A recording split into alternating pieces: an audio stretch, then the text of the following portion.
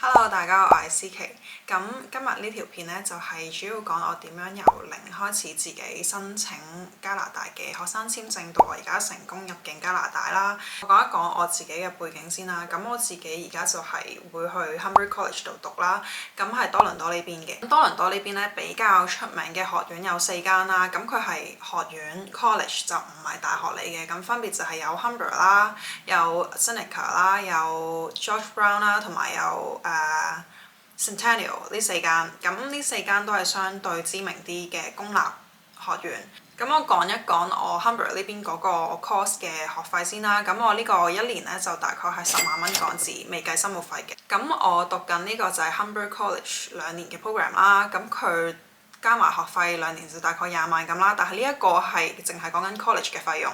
如果你係想去揀讀大學，即係拎個學士學位嘅話，嗰啲費用係會貴啲嘅。咁我用多倫多大學為例啦，我之前上網去揾過多倫多大學1年嘅學費，咁我唔可以 sure 全部，因為佢唔同科目都係唔同嘅價錢。但係我揾咗個媒體讀 media 咧，佢大概係30零萬港紙1年，就淨係學費，未計生活費啦，未計其餘一啲雜項開支，佢淨係純學費。就睇你自己嘅能力啦，同埋睇你自己想要求啲乜嘢嘢啦，因為我讀2年嘅 program 咧，喺加拿大呢邊已經可以有3年嘅工作簽證。咁如果你係申請1年嘅 program 咧，咁你就係可以喺加拿大留1年嘅工作簽證，即係你 1+1 同埋2+3嘅概念咯。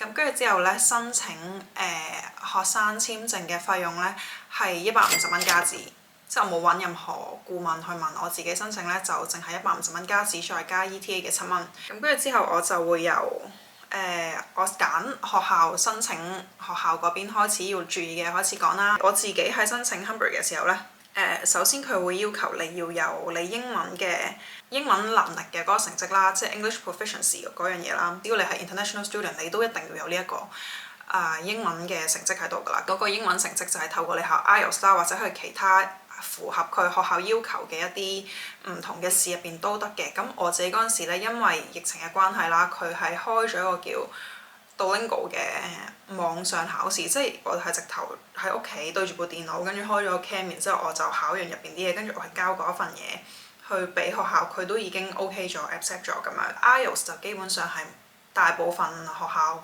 都係會認可嘅一個考試成績嚟嘅。咁就要去考 IELTS 啦，考 IELTS 嘅費用大概係2000零蚊，我唔係記得好清楚啦，2000幾蚊啦。Academic 記住一定要考 Academic， 唔可以考 General， 因為學校係淨係會接受你 Academic 嘅分數。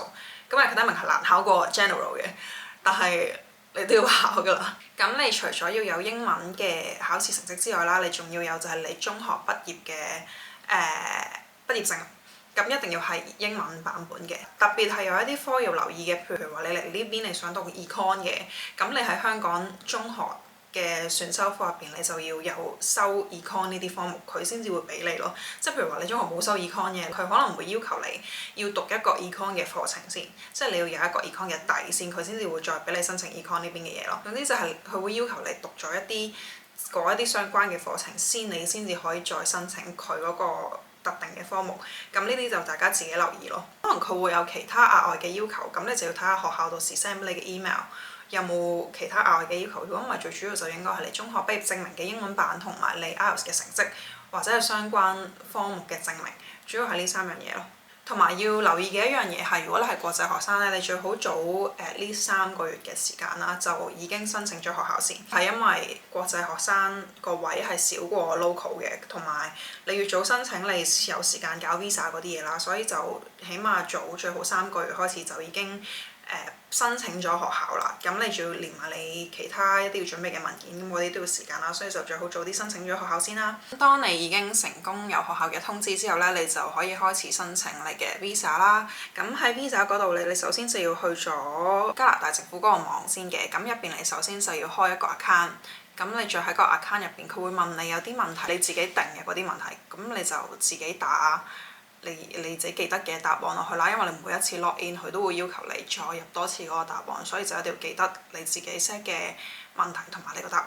入咗嗰個網之後啦，佢就係有一個叫做 study permit 嘅位。咁我哋首先就會要求你填一個application form 先嘅。咁嗰個 form 咧就係佢喺網上邊就叫你 download，跟住你填完之後再交翻上去。嗰個 form 佢係會要求你有 Adobe 先開到。一開始撳嘅時候，佢係會話你要個最新嘅 version， 但其實你只要將佢 download 落嚟啦，跟住你再用 right click 跟住開喺你自己嗰個 Adobe入邊咧就已經開到㗎啦。當你申請完呢個 application form 之後啦，佢就會睇你係咪合乎資格可以去嗰度讀書啦。咁嗰啲資料都係一啲好基本嘅資料，你照填就得㗎啦。你填完嗰份 form 之後咧，佢就會開始要求你要更多嘅文件啦。咁嗰啲文件入邊包括啲咩咧？首先就係有你學校嘅通知書先啦。咁如果你嗰份通知書入邊係包埋你 intern 嘅話咧，佢都會同時有一個Evidence of work requirement in study， 你同時要交埋上去俾 Visa 嗰邊去合批咁樣嘅。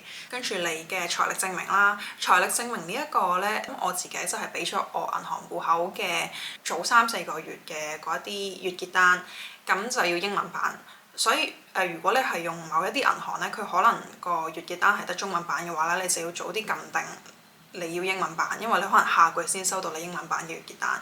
我自己嘅財力證明嗰度咧，我就係俾咗我銀行簿嘅資料，跟住俾咗我月結單嘅資料，跟住再俾咗我交咗學費嘅嗰張 receipt， 之後咧就再俾埋我保險，我已經買咗保險嘅嗰啲資料。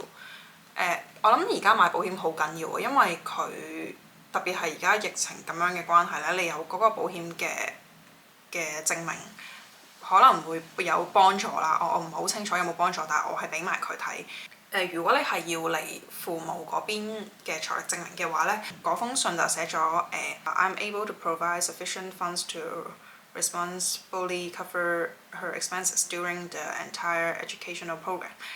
然之後就再鋪埋我媽咪嘅 bank statement 嗰啲嘢落去。財力證明嗰度咧，佢要求佢網上邊嗰個要求就係，如果你係去 Quebec 以外嘅地方咧，佢就係要求你每年嗰一年你嘅銀行戶口入邊有1萬蚊加紙，即係大概6萬零蚊港紙啦。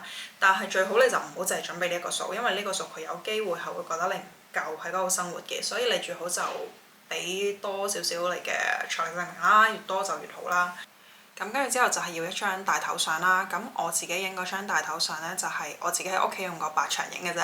咁佢就要求你要見到耳仔啊，清晰見到你嘅五官啊。跟住佢亦都有嗰個大細嘅規限嘅。咁我會擺喺度啦，大家自己睇下佢嘅規限係咩啦。之後咧就要你 passport 嘅影印本。跟住咧就佢會要求你去指定嘅診所度做 medical exam。佢指定嘅診所就係 UNP 聯合醫務，好似喺唔同地方，香港唔同地方都有分店嘅，唔係都有唔同診所嘅。咁我係去佐敦咗邊個間？如果你之前自己喺其他嘅醫務所度做過啲身體檢查係唔用得，因為一定要係用聯合醫務 UNP 呢間先至可以交上去你去申請 Visa 嗰邊。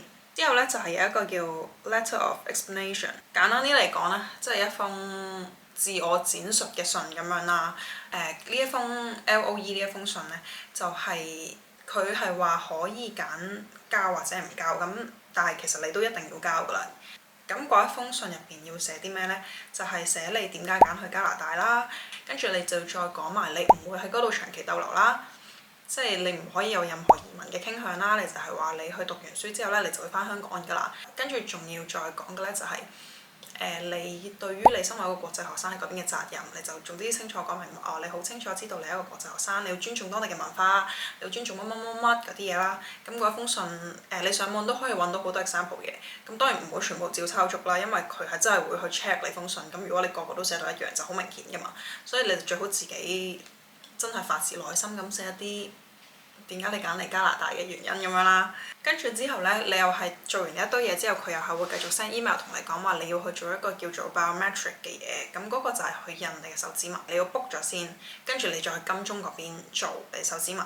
咁嗰個你係一定要俾咗錢先嘅，即係你首先要去交咗你要做手指紋嗰個費用先，跟住之後佢就會出一張類似收據咁樣㗎啦，跟住你會有你個 number 喺上邊，你就再用嗰個 number 去印手指紋嗰個網度申請，話你 book 幾多點去幾時去做啊咁樣。跟住你做完之後呢，佢又係會有張收據俾你，咁嗰張收據你就係要影印完，跟住再擺翻上去申請 visa 嗰個網入邊嘅文件嗰度啦。佢文件嗰度總之就有要求叫你要有呢一啲嘢㗎啦。跟住之後呢，佢就會叫你填一個 family information form 同埋一個叫 application of temporary resident。咁呢兩個都係佢已經有一個form 喺度，你又係只要 down 佢落嚟，跟住開 Adobe，之後填翻啲資料再 up 翻上去就得㗎啦。以上嘅文件即係我交去申請 visa 嘅時候全部交晒嘅文件，因為我有聽人講過話好似要冇犯罪記錄嘅，但係我自己就佢冇要求我做到，咁我亦都冇去做到，咁我都照入咗嚟，所以呢個到時睇佢要求啦。同埋申請學生簽證咧係唔需要做 interview 嘅，所以都唔使擔心呢一方面嘅嘢。咁我下邊都有一啲關於唔同文件嘅 link， 咁大家如果想知道多啲嘅咧，就撳入去我嘅説明嗰度咧就會有㗎啦。係咁多啦。大家有啲咩問題就留言問我啦。都係嗰句，我識嘅就會答，我唔識嘅都冇辦法。OK，下次見，拜拜。